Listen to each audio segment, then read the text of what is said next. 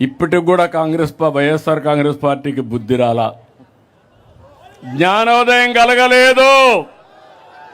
కలుగుతుందని మీకేమైనా నమ్మకం ఉందా నేను అడుగుతున్నా? ఇంకా ముదిరింది. అందుకే మీరు చూస్తే అసెంబ్లీలో చర్చ పెడితే కనీస రాజకీయ జ్ఞానం ఉండే వ్యక్తి రావాలి.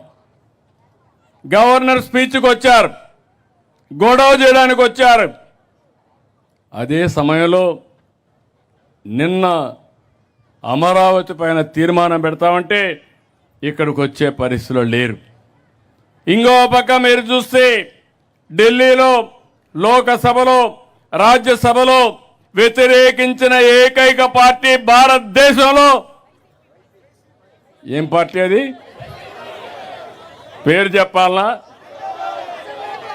మీరు మర్చిపోవాలి, రాష్ట్ర ప్రజలు మర్చిపోవాలి, పీడ విరగడ కావాలి రాష్ట్రానికి. అలాంటి పార్టీ అది. ఈరోజు కొత్త స్లోగన్ తీసుకున్నాడు, మ్యావిగన్ అంటూ. నాకైతే అర్థం కాల, డిక్షనరీలో కూడా చూసా, ఎక్కడ దొరకలా. బుద్ధి లేని వ్యాఖ్యలు, నవ్వులాట వ్యాఖ్యలు. అంటే ఏంటిది నాకు అర్థం కావడం లేదు. అంటే తెలుగు జాతి ఆత్మగౌరవం పట్టలేదు. దుర్మార్గమైన రాజకీయాలు, నేరాలు ఘోరాలు చేసే ఆలోచనలే. వీళ్ళకు ప్రజల గురించి పట్టింపు లేదు, రాష్ట్ర భవిష్యత్ అంతకంటే లేదు.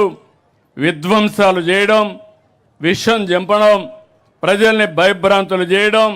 అమరావతిని చంపాలనుకున్న మీరు ఇంకా బాగుపడే సమస్య లేదని మీ అందరికీ విజ్ఞప్తి చేస్తున్నా.